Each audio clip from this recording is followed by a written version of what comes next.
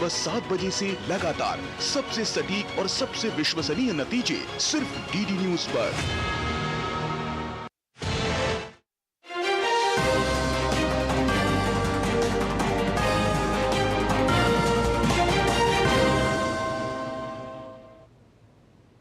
नमस्कार, स्वागत है आपका हमारे इस विशेष समाचार बुलेटिन में। मैं हूं रमा त्यागी और मेरे साथ हैं दीपाली। शुरुआत कर लेते हैं हेडलाइंस के साथ।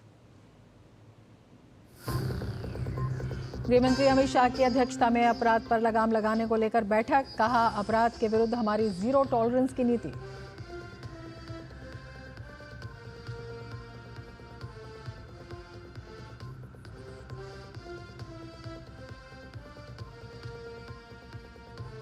प्रदूषण पर दिल्ली सरकार के जवाब से संतुष्ट नहीं सुप्रीम कोर्ट। दिल्ली में सभी 113 प्रवेश बिंदुओं पर तुरंत चेक पॉइंट स्थापित करने का दिया निर्देश।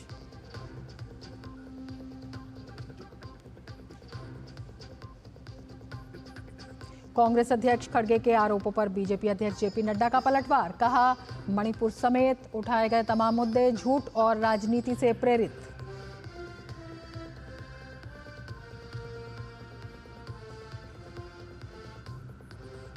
भारत सरकार की फटकार के बाद कनाडा के बदले सुर। कनाडा के मीडिया में निज्जर हत्याकांड से जुड़ी खबरों को ट्रूडो ने किया खारिज। कहा, भारत सरकार के खिलाफ कोई सबूत नहीं।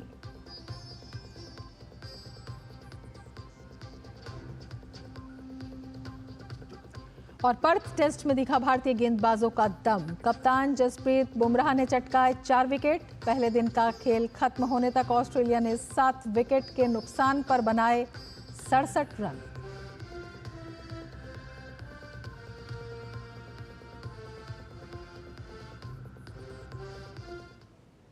और अब विस्तार से समाचार। केंद्रीय गृह मंत्री अमित शाह ने आज दिल्ली पुलिस के साथ बैठकर कानून व्यवस्था की समीक्षा बैठक की। बैठक में गृह सचिव, डायरेक्टर आईबी, दिल्ली पुलिस आयुक्त सहित अन्य वरिष्ठ अधिकारी मौजूद रहे। बैठक में अधिकारियों को संबोधित करते हुए अमित शाह ने कहा कि अपराध के विरुद्ध हमारी जीरो टॉलरेंस की नीति है, इसलिए दिल्ली की कानून व्यवस्था में किसी प्रकार की कोताही स्वीकार्य नहीं है। हर एक दिल्लीवासी खुद को पूर्णतः सुरक्षित महसूस करे, ये हर दिल्ली पुलिसकर्मी की व्यक्तिगत जवाबदेही है। शाह ने कहा कि अधिकारी नागरिक सुरक्षा से संबंधित महत्वपूर्ण क्षेत्रों में विशेष कार्य योजना बनाकर अभियान चलाएं। लोगों के मन में दिल्ली पुलिस को देखकर सुरक्षा का भाव और अपराधियों में भय का भाव उत्पन्न हो। बच्चे दिल्ली पुलिस की प्राथमिकता में हैं और महिलाओं और वरिष्ठ नागरिकों की सुरक्षा प्राथमिकता में होनी चाहिए।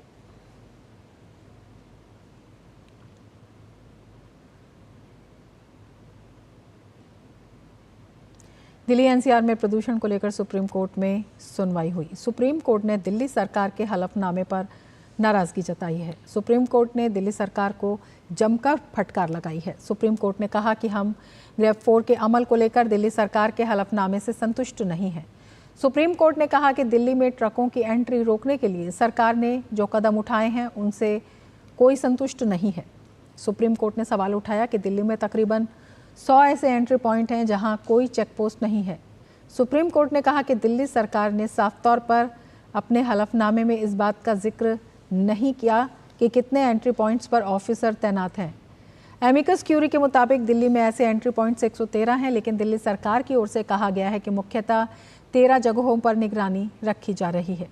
कोर्ट ने दिल्ली सरकार और दिल्ली पुलिस से कहा कि वो सुनिश्चित करे कि सभी 113 एंट्री पॉइंट्स पर चेक पोस्ट तैनात किए जाएं।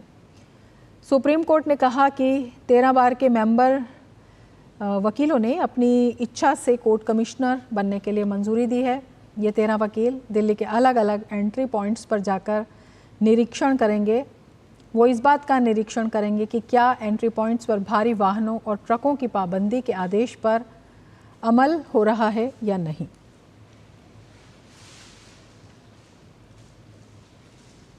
छत्तीसगढ़ के दक्षिणी सुकमा में डिस्ट्रिक्ट रिजर्व गार्ड डीआरजी के जवानों के साथ मुठभेड़ में 10 नक्सली मारे गए हैं। ऑपरेशन में डीआरजी ने INSAS rifle, AK-47 rifle, SLR rifle और कई अन्य हथियार बरामद किए हैं। इसके साथ ही 3 ऑटोमेटिक हथियार भी बरामद किए गए हैं। बस्तर के आईजीपी सुंदरराज ने इस मुठभेड़ की जानकारी साझा की। इलाके में सर्च ऑपरेशन जारी है।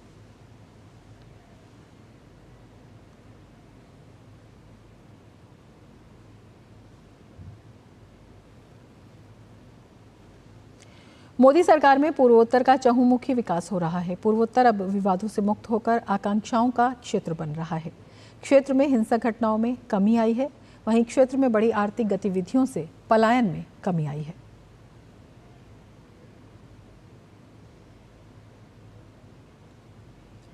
तो मोदी सरकार में पूर्वोत्तर का विकास, 16 साल बाद बोगीबील पुल का इंतजार पूरा हुआ और लगातार विकास कार्य चल रहे हैं। उग्रवाद की घटनाओं में 76% की गिरावट आई है। तो विकास वहाँ की प्राथमिकता में है, सरकार की प्राथमिकता में है। आदिवासी असम शांति समझौता 2022 ये भी बेहद अहम कदम उठाया गया। बोडो, नागा, कार्बी, NLFT-SD के साथ शांति समझौता, तो तमाम कार्य किए जा रहे हैं। 7 एयरपोर्ट का निर्माण हुआ है। पूर्वोत्तर को लेकर विकास की यात्रा लगातार जारी है और उसी के तहत सभी राज्यों की राजधानियों को ब्रॉडगेज से जोड़ा जा रहा है। तो कनेक्टिविटी को काफ़ी महत्व दिया जा रहा है। ऑर्गेनिक खेती के लिए 1.55 लाख हेक्टेयर भूमि का उपयोग किया जा रहा है। साथ ही वर्तमान में 4016 किलोमीटर की सड़क परियोजनाएं भी चल रही हैं। इसके साथ ही 22,000 करोड़ रुपए की लगभग 2000 परियोजनाएं स्वीकृत हुई हैं। तो विकास की तमाम यात्रा जारी है। बांस और संबंधित उद्योग को बढ़ावा देने के लिए राष्ट्रीय बांस मिशन एक महत्वपूर्ण घटक है। एम्स गुवाहाटी सहित 12 मेडिकल कॉलेज स्थापित किए गए हैं। तो पूर्वोत्तर में लगातार विकास के काम किए जा रहे हैं। वन धन योजना के तहत 3.3 लाख संग्रहकर्ता लाभान्वित हुए हैं। आगे बढ़ेंगे। बीजेपी अध्यक्ष जेपी नड्डा ने कांग्रेस पार्टी के अध्यक्ष मल्लिकार्जुन खड़गे को पत्र लिखकर कांग्रेस पार्टी द्वारा मणिपुर को लेकर लगाए गए आरोपों का करारा जवाब दिया है। कांग्रेस अध्यक्ष मल्लिकार्जुन खड़गे ने मणिपुर हिंसा पर राष्ट्रपति को पत्र लिखकर केंद्र सरकार पर कई आरोप लगाए थे। इस पर नड्डा ने सिलसिलेवार ढंग से खड़गे को जवाब दिया। लिखा है कि चौंकाने वाली बात यह है कि मणिपुर में स्थिति को सनसनीखेज बनाने के लिए कांग्रेस पार्टी द्वारा बार बार प्रयास किए जा रहे हैं। ऐसा लगता है कि आप भूल गए हैं कि न केवल आपकी सरकार ने भारत में विदेशी उग्रवादियों के अवैध प्रवास को वैध बनाया, बल्कि तत्कालीन गृह मंत्री पी चिदम्बरम ने उनके साथ संधियों पर हस्ताक्षर किए थे। इसके अलावा गिरफ्तारी से बचने के लिए अपने देश से भागने वाले इन ज्ञात उग्रवादी नेताओं को उनके अस्थिर करने के प्रयासों को जारी रखने के लिए पूरे दिल से समर्थन और प्रोत्साहन दिया गया। ऐसी और भी कई बातें लिखी गई हैं। भारत की कड़ी फटकार के बाद अब कनाडा सरकार के सुर बदल गए हैं। आज कनाडा सरकार ने एक बयान जारी कर खालिस्तानी आतंकवादी हरदीप सिंह निज्जर की हत्या को लेकर भारत पर लगे आरोपों को खुद ही निराधार बताया है। प्रीवी काउंसिल के डिप्टी क्लर्क और प्रधानमंत्री जस्टिन ट्रूडो की राष्ट्रीय सुरक्षा और खुफिया सलाहकार नथाली जी ड्रॉइन ने एक बयान जारी कर कहा कि 14 अक्टूबर को सार्वजनिक सुरक्षा के लिए एक महत्वपूर्ण और निरंतर खतरे के कारण RCMP और अधिकारियों ने कनाडा में गंभीर आपराधिक गतिविधि के सार्वजनिक आरोप लगाने का असाधारण कदम उठाया। कनाडा सरकार ने प्रधानमंत्री मोदी, विदेश मंत्री डॉक्टर एस जयशंकर या NSA डोभाल को कनाडा के भीतर गंभीर आपराधिक गतिविधि से जोड़ने वाले सबूतों के बारे में कुछ नहीं कहा और ना ही उसे इसकी जानकारी है। इसके विपरीत कोई भी सुझाव केवल अटकलें हैं और गलत हैं। कनाडा का ये यू टर्न भारत की कड़ी फटकार के बाद सामने आया है। इससे पहले कनाडा ने PM मोदी और जयशंकर पर निज्जर की हत्या की जानकारी होने का आरोप लगाया था। कनाडा की एक मीडिया रिपोर्ट में इस आशय का दावा किया गया था। कनाडा ने एक अनाम अधिकारी के हवाले से ये रिपोर्ट प्रकाशित की। इस रिपोर्ट के सामने आने के बाद भारत ने इस पर प्रतिक्रिया देते हुए इसकी कड़ी निंदा की थी। भारत ने इस रिपोर्ट को बदनाम करने वाला अभियान करार देते हुए इसकी कड़ी निंदा की थी। आगे बढ़ते हैं। प्रधानमंत्री नरेंद्र मोदी 3 देशों की यात्रा संपन्न कर स्वदेश रवाना हो चुके हैं। PM मोदी नाइजीरिया, ब्राजील और गयाना में कई सम्मेलनों और बैठकों में शामिल हुए। प्रधानमंत्री नरेंद्र मोदी ने 3 देशों की अपनी विदेश यात्रा के दौरान 31 द्विपक्षीय बैठकों और वैश्विक नेताओं के साथ अनौपचारिक वार्ता में भाग लिया। उन्होंने नाइजीरिया में एक द्विपक्षीय बैठक की, ब्राजील में G20 शिखर सम्मेलन के दौरान 10 द्विपक्षीय बैठकें की। इसके बाद गयाना की यात्रा के दौरान उन्होंने 9 द्विपक्षीय बैठकें की। नाइजीरिया में प्रधानमंत्री मोदी ने नाइजीरिया के राष्ट्रपति के साथ द्विपक्षीय बैठक की। ब्राज़ील में प्रधानमंत्री मोदी ने ब्राज़ील, इंडोनेशिया, पुर्तगाल, Italy, Norway, France, Britain, Chile, Argentina और ऑस्ट्रेलिया के नेताओं के साथ द्विपक्षीय बैठकें की। भारतीय जनता पार्टी की नई दिल्ली में एक अहम बैठक चल रही है। बीजेपी के राष्ट्रीय अध्यक्ष JP नड्डा की अध्यक्षता में हो रही इस बैठक में राज्यों के प्रदेश अध्यक्ष और संगठन मंत्री शामिल हो रहे हैं। इस बैठक में संगठन से जुड़े विषयों पर चर्चा की जाएगी। बीजेपी के संगठन का चुनाव होना है, उस लिहाज से ये बैठक अहम है। पार्टी मंडल, जिला और राज्य स्तर पर संगठन के चुनाव को संपन्न कराएगी। आज उसके लिए रूपरेखा पर चर्चा होगी। इन चुनावों के संपन्न होने के बाद बीजेपी अपने नए राष्ट्रीय अध्यक्ष का ऐलान करेगी। उम्मीद है कि अगले साल जनवरी तक बीजेपी के नए राष्ट्रीय अध्यक्ष का ऐलान हो जाएगा। गौरतलब है कि बीजेपी सदस्यता अभियान भी चला रही है। उस अभियान की भी समय समय पर पार्टी नेताओं के साथ समीक्षा होती है। भारतीय जनता पार्टी के राष्ट्रीय महासचिव विनोद तावड़े ने कांग्रेस के राष्ट्रीय अध्यक्ष मल्लिकार्जुन खड़गे, वरिष्ठ कांग्रेस नेता राहुल गांधी और सुप्रिया सुले को मानहानि का लीगल नोटिस भेजा है। विनोद तावड़े ने कहा कि कांग्रेस के नेता मुझे, पार्टी और मेरे नेताओं को बदनाम करना चाहते थे, इसीलिए उन्होंने जानबूझकर मीडिया और लोगों के सामने ये झूठ बोला। तावड़े ने कहा कि कांग्रेस के तीनों नेता सार्वजनिक रूप से माफ़ी मांगे या कार्रवाई का सामना करें। विनोद तावड़े पर महाराष्ट्र में चुनाव से एक दिन पहले मुंबई के एक होटल में मतदाताओं को रुपए बांटने का आरोप लगा था, जिसे उन्होंने खारिज कर दिया था। रक्षा मंत्री राजनाथ सिंह ने लाओ PTR की अपने 3 दिवसीय यात्रा के अंतिम दिन वियंतियाने में बौद्ध मंदिर वट सी साकेत का दौरा किया। राजनाथ सिंह ने यहां विधिवत पूजा अर्चना की।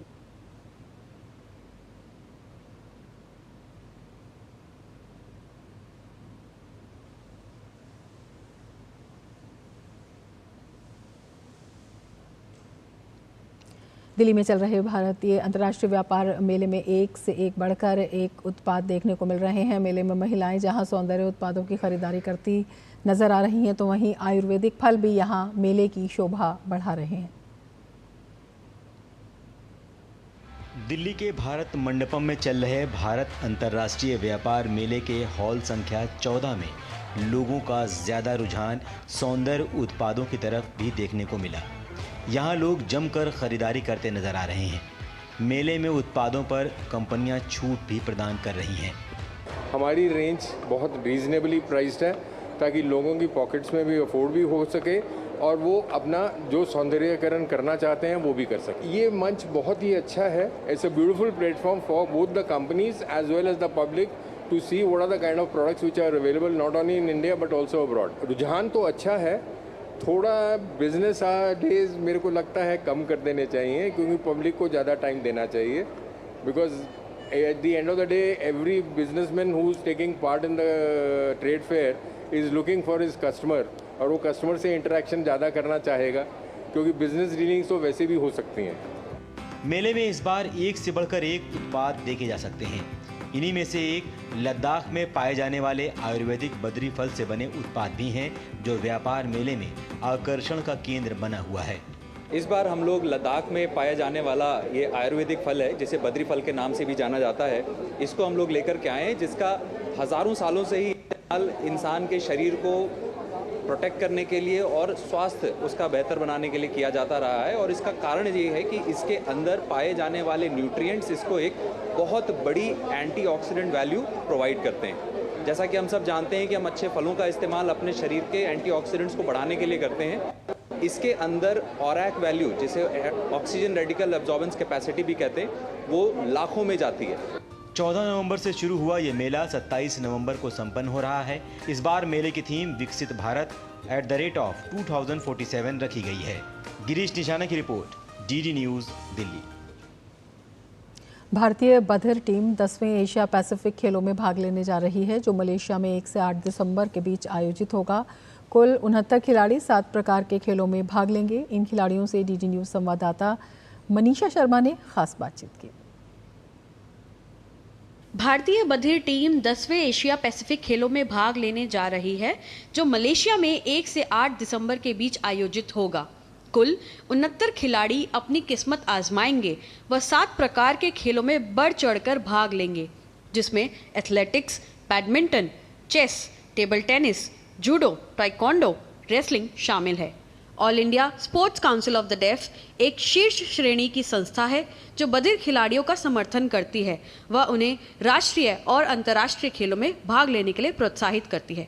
अभी हम all India sports council of the deaf AISCD के जनरल सेक्रेटरी से मिलते हैं और उनसे जानते हैं कि उनकी एसोसिएशन कैसे डेफ एथलीट्स का समर्थन कर रही है और उनके लिए एशिया पैसिफिक गेम्स कैसे बहुत ज़्यादा महत्वपूर्ण है। आइए उनसे जानते हैं। धन्यवाद। मेरा नाम सुरेश कुमार है। मैं All India sports council of the def का जनरल सेक्रेटरी हूँ। All India sports council of the def का affiliation International Committee of the Sports for the Deaf के साथ भी है, जो कि स्विट्जरलैंड में है, जिसकी स्थापना 1924 में हुई थी। मुझे बहुत खुशी है ये बताते हुए कि 10वें एशिया पैसिफिक गेम्स के लिए, जो कि मलेशिया में होने वाले हैं, दिसंबर में 1 से 8 के बीच में होंगे, हम यहाँ पे कैंप में आए हैं क्योंकि हमें एशिया पैसिफिक खेल गेम में भाग लेना है और हम मलेशिया जाने वाले हैं। हम आशा करते हैं कि हमारे जो सारे एथलीट्स हैं जो 29 नवंबर तक यहाँ पे प्रैक्टिस कर रहे हैं, ये 15 दिन का यहाँ पे कैंप है। मैं बहुत धन्यवाद करना चाहूँगी all India sports council of the def का, जिन्होंने बहुत मेहनत करी, स्पोर्ट्स अथॉरिटी ऑफ इंडिया का भी, जिन्होंने हमें एक कैंप दिया ताकि हम यहाँ पे प्रैक्टिस कर सके। Ministry of youth affairs and sports का भी मैं धन्यवाद करना चाहूँगी। हमारे साथ अभी यहाँ पे खिलाड़ी हैं और उनके कोच भी हैं। आइए उनसे जानते हैं कि उनकी तैयारियां कैसी चल रही है। और हमारे पास कुछ ऐसे भी खिलाड़ी हैं जिन्होंने डेफ ओलंपिक्स में, जो 2022 में ब्राज़ील में हुआ था, उसमें बैडमिंटन में फर्स्ट रैंक और सेकंड रैंक हासिल किया था। आइए उनसे जानते हैं उनकी एशिया पैसिफिक के लिए कैसी तैयारी चल रही है।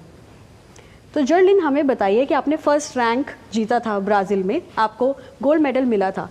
अभी आपकी कैसी तैयारियाँ चल रही है? पहले मुझे 2022 में ब्राज़ील में डेफ ओलंपिक्स में मैंने 3 गोल्ड मेडल हासिल किए थे।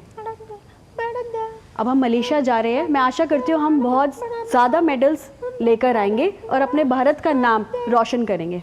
यह सभी खिलाड़ी अपनी जी जान लगाकर मेहनत कर रहे हैं। मैं मनीषा शर्मा, कैमरा पर्सन सुनील राणा के साथ डीडी न्यूज़ दिल्ली से।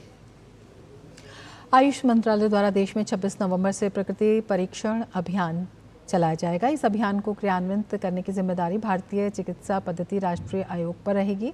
इस बारे में आयुष मंत्री प्रताप राव जाधव ने कहा कि प्रकृति का स्वास्थ्य रक्षण में बहुत महत्व होता है। राजधानी दिल्ली में एक प्रेस वार्ता को संबोधित करते हुए आयुष मंत्री प्रताप राव जाधव ने प्रधानमंत्री नरेंद्र मोदी द्वारा शुरू किए गए देश का प्रकृति परीक्षण अभियान की रूपरेखा पर विस्तृत रूप से चर्चा की।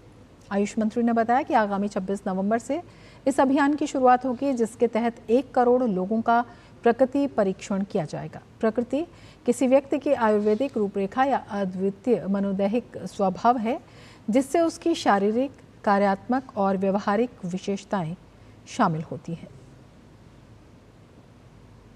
आयुष मंत्रालय द्वारा इस अभियान का प्रथम चरण 26 नवंबर 2024 अर्थात संविधान दिवस से आरंभ होकर 25 दिसंबर 2024 अर्थात पूर्व प्रधानमंत्री भारत रत्न श्रद्धेय अटल बिहारी वाजपेयी जी के जन्म जयंती दिवस तक 1 माह तक चलाया जाएगा।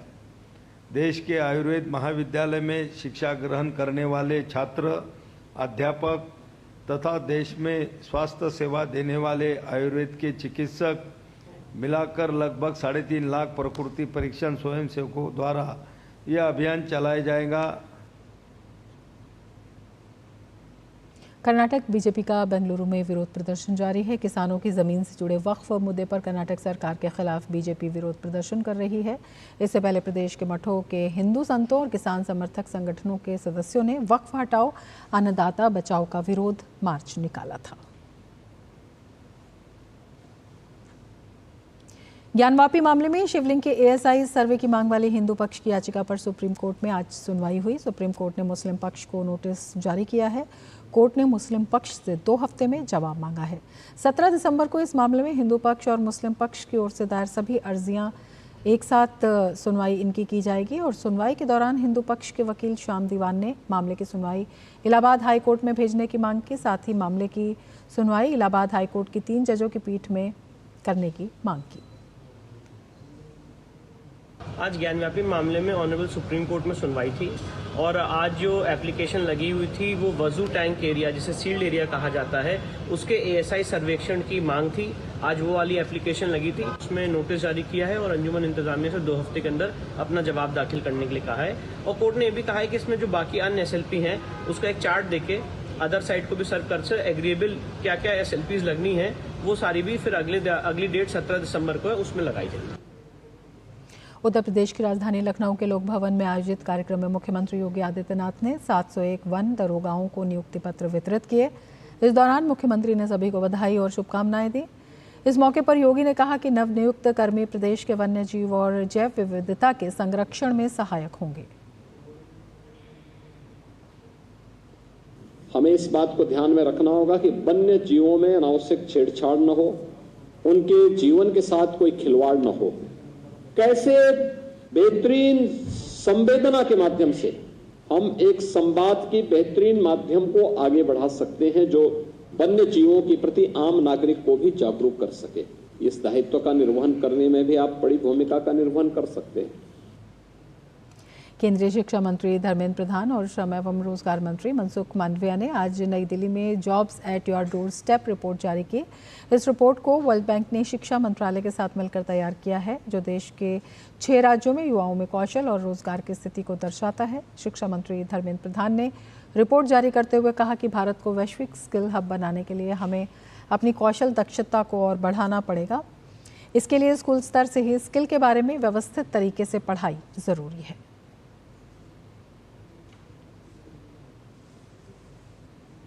भारत जब एक $5 ट्रिलियन इकोनॉमी की ओर बढ़ रहा है, जब हम विश्व की एक रोबस्ट इकोनॉमी बन चुके हैं, उस समय में हमारी ह्यूमन रिसोर्स के ऊपर, मानव संबल के ऊपर निरंतर स्किलिंग, अपस्किलिंग और रीस्किलिंग की अप्रोच लेके जाना पड़ेगा।